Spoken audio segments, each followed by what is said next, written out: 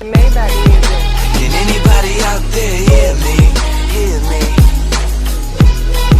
'Cause I just wanna hello, welcome to my YouTube channel Satish Manish classes.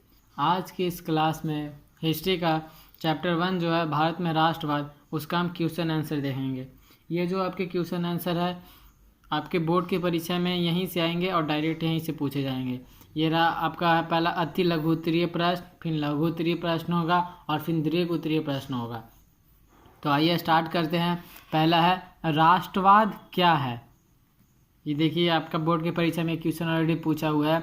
तो राष्ट्रवाद आधुनिक विश्व की जागृति का प्रतिफल है। यह एक ऐसी भावना है जो किसी भौगोलिक, सांस्कृतिक या सामाजिक परिवेश में रहने वाले लोकता में एकता स्थापित करती है। मतलब राष्ट्रवाद किसे कहते हैं, तो लोगों में भौगोलिक, सांस्कृतिक, सामाजिक परिवेश में एकता स्थापित करने को ही हम लोग राष्ट्रवाद कहते हैं। सेकंड मेजनी कौन था। तो आपको पता है, आपने बुक में अंदर पढ़ा होगा। तो मेजनी साहित्यकार, गणतांत्रिक विचारों का समर्थन और योग सेनापति था। मेजनी में आदर्श गुण अधिक और व्यवहारिक गुण कम थे। इटली के एकीकरण में मेजनी का महत्वपूर्ण योगदान था। मैंने यहीं तक लिखा है, अगर आपने पढ़ा होगा तो इसमें और एक्स्ट्रा जोड़कर ऐड करके लिख सकते हैं।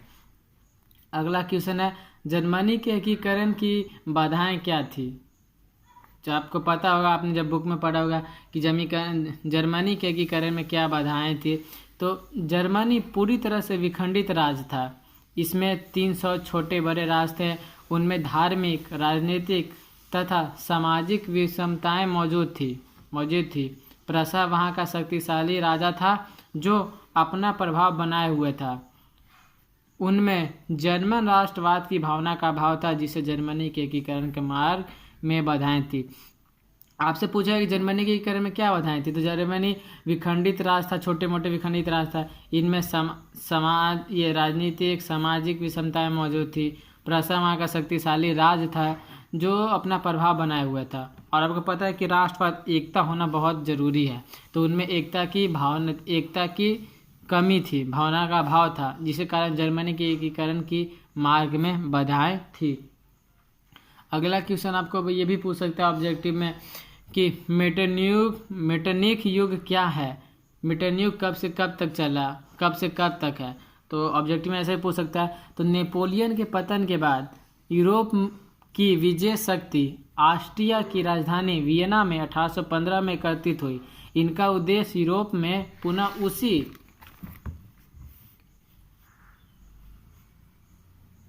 पुनः उसी व्यवस्था को कायम करना था जिसे नेपोलियन के द्वारा युद्धों और विजय शक्तियों ने अस्त व्यस्त कर दिया। 1815 में एकत्रित वियना कांग्रेस का नेतृत्व ऑस्ट्रिया के चांसलर मेटरनिक ने किया, जो घोर प्रतिक्रियावादी था। 1815 से 1848 तक के काल को यूरोप में मेटरनिक युग के नाम से जाना जाता है। जैसे आपके भारत में गांधी युग 1919-1948 तक जाना जाता है, वैसे ही यूरोप में 1815 से 1848 तक के काल को मेटरनिक युग कहा जाता है। आपको ये भी पूछ सकता है ऑब्जेक्टिव की उसमें कि वियना कांग्रेस का नेतृत्व किसने किया था। तो ऑस्ट्रिया के चांसलर कौन है, तो मेटरनिक है। वो क्या था, तो घोर प्रतिक्रियावादी था। अब आते हैं हम लोग लघु उत्तरीय प्रश्न में। ये क्वेश्चन आपके लिए भी जरूरी है। 1848 के फ्रांसीसी क्रांति के कारण क्या थे। 1848 के जो फ्रांसीसी कारण थे उसके कारण क्या थे। तो लुई फिलिप एक उदारवादी शासक था, किंतु वह बहुत ही महत्वाकांक्षी शासक था। उसने अपने विरोधियों को खुश करने के लिए स्वर्णिम मध्यम वर्गीय नीति का अवलंबन करते हुए 1840 में गीजो को अपना प्रधानमंत्री नियुक्त किया, जो घोर प्रतिक्रियावादी था। वह किसी भी तरह के वैधानिक, सामाजिक एवं आर्थिक सुधारों के विरुद्ध था। लुई फिलिप ने पूंजीपति वर्ग के लोगों को साथ रहना पसंद किया, जिसे शासन में कोई अभिरुचि नहीं था। उसके पास कोई भी सुधारणात्मक कार्यक्रम नहीं था और ना ही विदेश नीति में किसी तरह की सफलता हासिल हो रहा था। उसके शासनकाल में भुखमरी एवं बेरोजगारी व्याप्त होने लगी, जिसके कारण 1848 की क्रांति हुई। आपको पूछा कि इसके क्रांति कारण था, तो लुई फिलिप एक वहाँ उदारवादी शासक था, किंतु वो बहुत ही महत्वाकांक्षी शासक था। उसने अपने विरोधियों को खुश करने के लिए स्वर्णिम मध्यम यौगिक नीति का अवलंबन किया और उसने 1840 ईस्वी में गीजो को अपना प्रधानमंत्री नियुक्त किया, जो घोर कट्टरवादी था। वह किसी तरह का वैधानिक, सामाजिक, आर्थिक सुधारों के विरुद्ध था और लुई फिलिप जो था वो पूंजीपति वर्ग के लोगों के साथ रहना पसंद किया। उसे शासन में कोई अभिरुचि थी ही नहीं और उसका कोई भी सुधारणात्मक कार्यक्रम नहीं था। विदेश नीति में भी किसी तरह का सफलता हासिल हो नहीं रही थी और उसके शासनकाल में आपको पता ही है सब होगा, तो भूखमरी, बेरोजगारी व्याप्त होने लगी, जिसके कारण 1848 की क्रांति हुई। आपका ये क्वेश्चन का 1848 के क्रांति के कारण क्या थे, आप ये क्वेश्चन लिख सकते हैं। अगला क्वेश्चन भी बहुत इंपॉर्टेंट है। अगला क्वेश्चन है इटली जर्मनी के एकीकरण में ऑस्ट्रिया की क्या भूमिका थी। देखिए मैंने यहाँ पे VBI भी लिख दिया है कि क्वेश्चन बहुत इंपॉर्टेंट है। तो ऑस्ट्रिया इटली और जर्मनी के एकीकरण के विरुद्ध था। ऑस्ट्रिया के हस्तक्षेप में इटली में जनवादी आंदोलन को कुचल दिया गया। ऑस्ट्रिया के चांसलर मेटरनिक पुरातन व्यवस्था का समर्थक था। ऑस्ट्रिया को पराजित किए बिना जर्मनी और इटली का एकीकरण संभव नहीं था, अतः काउंट कावर ने ऑस्ट्रिया को पराजित करने के लिए फ्रांस के साथ मिलकर क्रीमिया युद्ध में भाग लिया और ऑस्ट्रिया की पराजय हुई। इटली के एकीकरण का मार्ग प्रशस्त हुआ। जर्मनी में राष्ट्रीय आंदोलन में शिक्षण संस्थानों, बुद्धिजीवी, ये तब का इटली हो गया। ये जर्मनी में राष्ट्रीय आंदोलन में शिक्षक संस्थानों, बुद्धिजीवियों, किसानों, कलाकारों का महत्वपूर्ण योगदान था। यद्यपि ऑस्ट्रिया के चांसलर मेटरनिक ने इस आंदोलन को कुचलने के लिए दमनकारी कानून जारी किए। 1866 ईस्वी में ऑस्ट्रिया ने प्रसा के खिलाफ सीडेवा युद्ध की घोषणा कर दी, जिसे वह पराजित हो गया। इस तरह ऑस्ट्रिया का जर्मनी क्षेत्रों से प्रभाव समाप्त हो गया और प्रसा के नेतृत्व में जर्मनी का एकीकरण संपन्न हुआ। आइए अगला क्वेश्चन भी बहुत इंपॉर्टेंट है। आपको इस वीडियो में हिस्ट्री का जो चैप्टर 1 है उसका आपका सारा लघुत्तरीय प्रश्न, अति लघुत्तरीय प्रश्न और दीर्घोत्तरीय प्रश्न सारा आपको क्वेश्चन बता दिया जाएगा इस एक ही वीडियो में। तो यह यूरोप में राष्ट्रवाद को फैलाने में नेपोलियन बोनापार्ट किस तरह से सहायक हुआ। तो आप देखेंगे यूरोप में राष्ट्रीयता की भावना के विकास में नेपोलियन का महत्वपूर्ण योगदान था।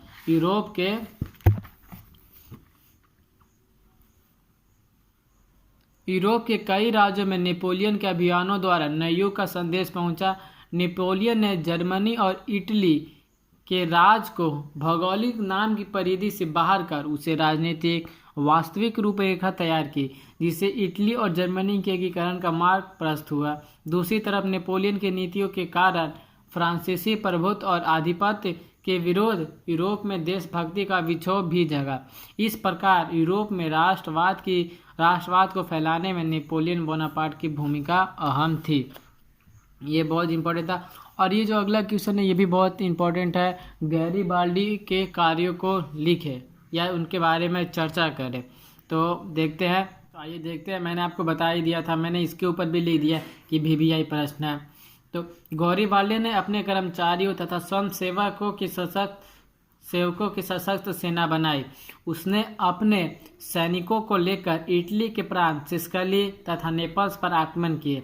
इन रियासतों पर अधिकांश जनता निरंकुश शासन से तंग होकर गैरीबाल्डी के समर्थन बन गया। गैरीबाल्डी ने यहाँ गणतंत्र की स्थापना की तथा विक्टर एमैनुएल के प्रतिनिधि के रूप में वहाँ की सत्ता संभाली। दक्षिण इटली के जीते गए क्षेत्र को बिना किसी संधि के गैरीबाल्डी ने विक्टर एमैनुएल को सौंप दिया। वह अपनी सारी संपत्ति राष्ट्र को समर्पित कर साधारण किसान की भांति जीवन जीने के लिए अग्रसर हुए। इटली के एकीकरण में गैरीबाल्डी का महत्वपूर्ण योगदान था।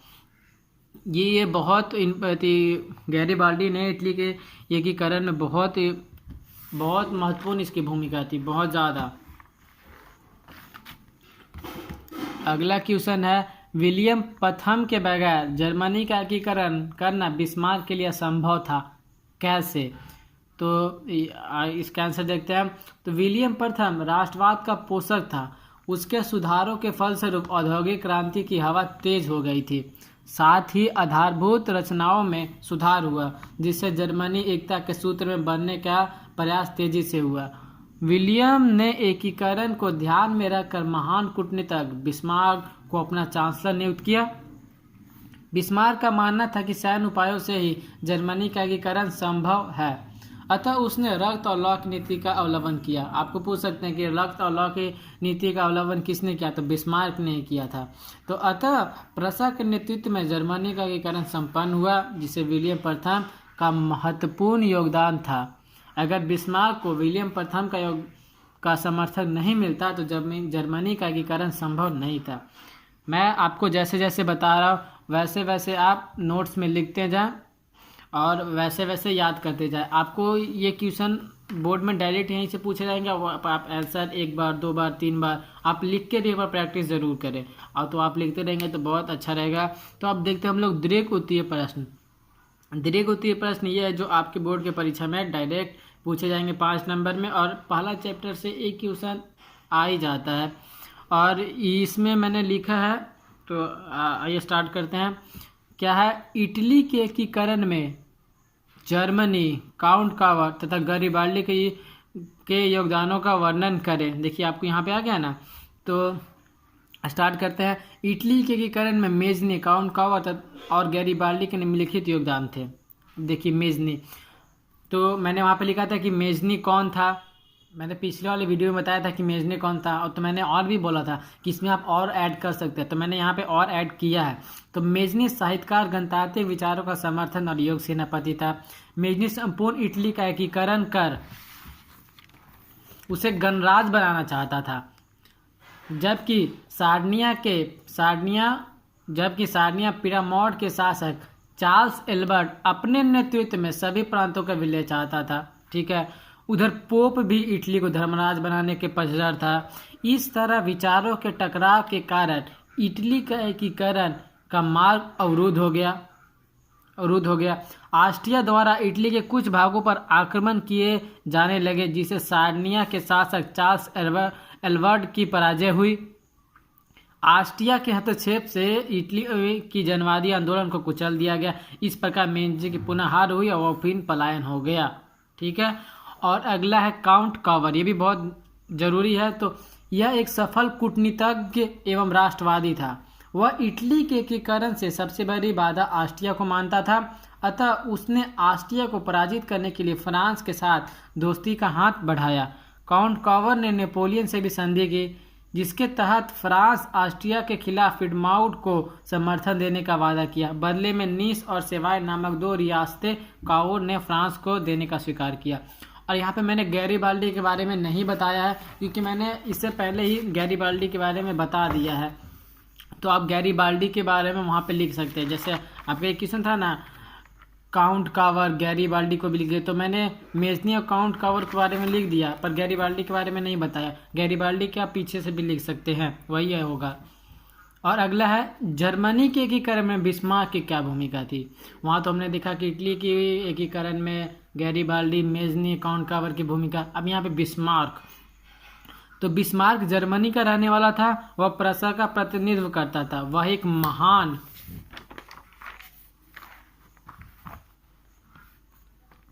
महान कूटनीतिज्ञ था। बिस्मार्क ने निरंकुश राजतंत्र का समर्थन करते हुए जर्मनी के एकीकरण के प्रयास में लग गया था। आपको पूछ सकता है कि बिस्मार्क क्या था, तो कूटनीतिज्ञ था। ये भी क्वेश्चन आपका आ सकता है ऑब्जेक्टिव में।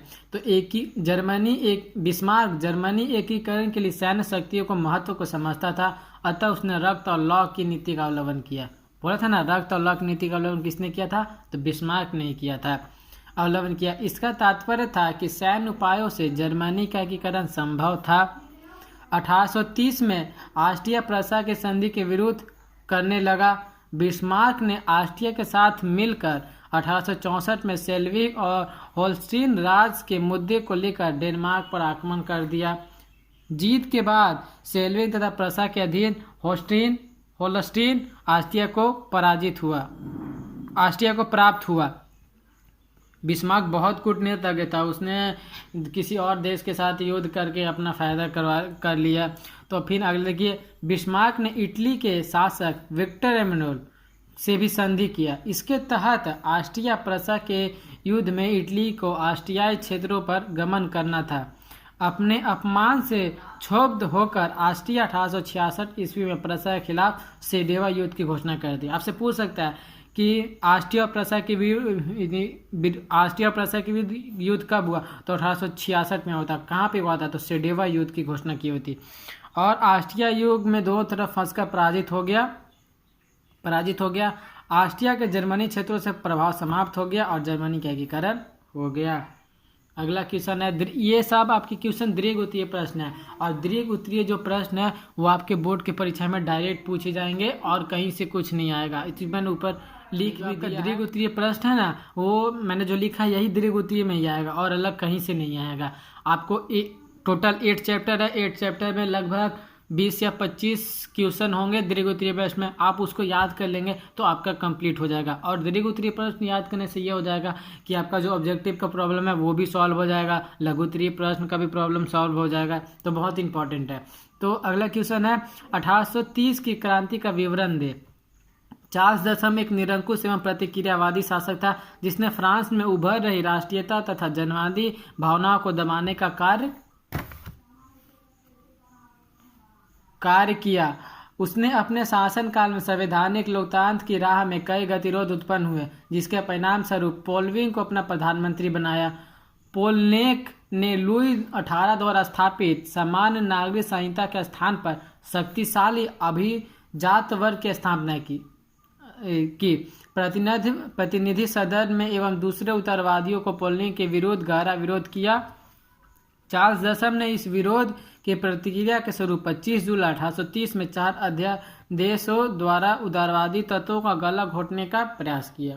इन अध्यादेशों के विरुद्ध पेरिस में क्रांति की लहर दौड़ पड़ी और फ्रांस में 28 जून 1830 ईस्वी को गृह युद्ध आरंभ हो गया, जिसे जुलाई की 1830 की क्रांति कहा जाता है। परिमाणतः चार्ल्स दशम फ्रांस की राजगद्दी त्याग कर इंग्लैंड पलायन हो गया और इस प्रकार फ्रांस में कुलीन वंश की स्थापना का अंत हो गया। मैं आपको जैसे जैसे बता रहा हूँ वैसे वैसे आप कॉपी में नोट्स करते जाए, नोट्स बनाते जाए चैप्टर बाय चैप्टर। ये चैप्टर 1 ही है हिस्ट्री का, आपको चैप्टर 8 तक मैं क्वेश्चन आंसर बताऊंगा। आप एक कॉपी बना ले सब सब्जेक्ट का अलग अलग और उसमें लिखे और उसको याद कर ले, बहुत ज़रूरी है, आपके लिए बहुत इंपॉर्टेंट भी है। तो अगला है, राष्ट्रवाद के उदय के कारण एवं प्रभाव की चर्चा करें। ये मेरे को याद है कि ये जब स्कूल में परीक्षा होती है ना, बोर्ड परीक्षा से पहले वो क्वेश्चन इसमें ये पूछा हुआ था, तो मैंने इसमें टिक मार्क भी कर दिया था। तो आगे देखिए, राष्ट्रवाद आधुनिक विश्व की जागृति का प्रतिफल है। यह एक ऐसी भावना है जो किसी विशेष भौगोलिक, सांस्कृतिक या सामाजिक परिवेश में रहने वाले लोगों में एकता स्थापित करती है। मैंने बोला कि राष्ट्रवाद क्या है, तो राष्ट्रवाद यही है कि लोगों में एकता स्थापित होना चाहिए, एकता होना चाहिए। भारत अखंडता में, भारत विविधता में भी एकता है। यहाँ पे अलग अलग धर्म जाति के लोग रहते हैं, फिर भी अपने आप को सबसे पहले भारतीय मानते हैं। आगे देखते हैं, राष्ट्रवाद की भावना का बीजारोपण यूरोप के पुनर्जागरण के काल में ही हो गया। 1789 के फ्रांसीसी क्रांति का यह उन्नत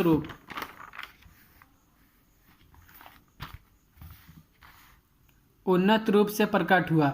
यूरोप में राष्ट्रीयता की भावना के विकास में फ्रांस की राज क्रांति का तत्पश्चात नेपोलियन के आक्रमणों ने महत्वपूर्ण योगदान दिया। फ्रांसीसी क्रांति ने राजनीति को अभिजात वर्गीय परिवेश से बाहर कर उसे अखबारों और सड़कों एवं सर्वसाधारण वस्तु बना दिया। यूरोप में कई राज्यों में नेपोलियन के अभियानों द्वारा नवयुग का संदेश पहुंचा। नेपोलियन ने जर्मनी और इटली के राज्यों को भौगोलिक नाम की परिधि से बाहर कर उसे वास्तविक एवं राजनीतिक रूपरेखा प्रदान की, जिससे इटली एवं जर्मनी के एकीकरण का मार्ग प्रशस्त हुआ। दूसरी तरफ नेपोलियन की नीतियों के कारण फ्रांसीसी प्रभुत्व और आधिपत्य के विरुद्ध यूरोप में देशभक्ति का भी जोर जगा।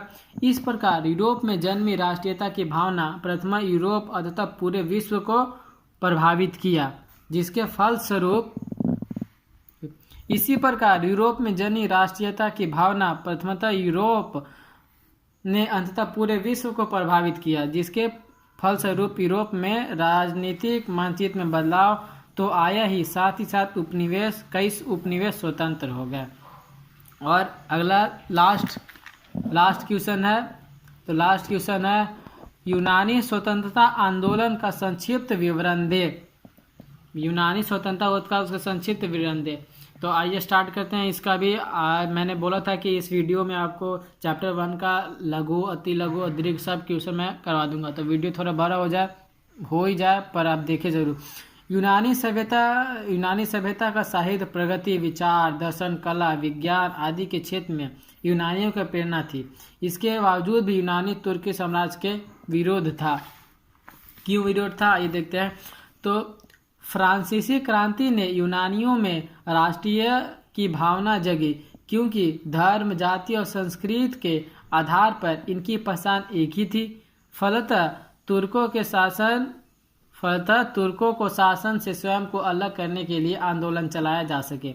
यूनानों में विस्फोट की स्थिति तब बनी जब तुर्की शासकों द्वारा यूनानी स्वतंत्रता संग्राम में संलग्न लोगों को कुचलना आरंभ कर दिया गया। 1821 ईस्वी में अलेक्जेंडर चिपसलाटी के नेतृत्व में यूनानियों में विद्रोह हुआ। रूस का जार अलेक्जेंडर व्यक्तिगत रूप से यूनानी राष्ट्रीयता के पक्ष में था, किंतु ऑस्ट्रिया के प्रतिक्रियावादी शासक मेटरनिख के दबाव के कारण सामने नहीं आना चाहता था। जब नया जार निकोलस आया तो उसने खुलकर यूनानियों का समर्थन किया। 1827 ईस्वी में लंदन में एक सम्मेलन हुआ जिसमें इंग्लैंड, फ्रांस तथा रूस मिलकर तुर्की के खिलाफ आंदोलन चलाया। तुर्की के समर्थन में सिर्फ मिस्र की सेना आई। युद्ध में मिस्र और तुर्की की पराजय हुई। ठीक है। और 1829 ईस्वी में इंडियानोपल की संधि हुई, जिसमें तुर्कियों को नाम मात्र प्रभुता देने को कही गई। 1832 ईस्वी में यूनान को स्वतंत्र राष्ट्र घोषित किया गया। आपको पूछा जा सकता है कि यूनान को स्वतंत्र राष्ट्र कब घोषित किया गया, तो 1832 में बवेरिया के शासक ओटो को स्वतंत्र यूनान का राजा घोषित किया गया। तो आपका इस चैप्टर का सारा लघु उत्तरीय प्रश्न, अति लघु और दीर्घ उत्तरीय प्रश्न खत्म हो गया है। आपको वीडियो अच्छा लगा होगा। और ये जो है वो क्वेश्चन थोड़ा बड़ा है, मतलब बहुत जितना मैक्सिमम शब्द होने चाहिए बोर्ड की परीक्षा में आपको 150 शब्द में लिखना होता है, 100-120, तो मैंने उतना ही शब्द में लिखने का प्रयास किया। ये क्वेश्चन थोड़ा बड़े होंगे, आप अपने नोट्स में इसे लिख लें और लिखने के बाद रोज़ प्रतिदिन 10 मिनट सिर्फ एक बार उलट कर देख जरूर लें। आपको इतना हार्ड नहीं लगेगा और आपके बोर्ड के एग्ज़ाम के लिए बहुत बहुत इम्पोर्टेंट है। वीडियो देखने के लिए थैंक यू। मिलते हैं नेक्स्ट वीडियो में।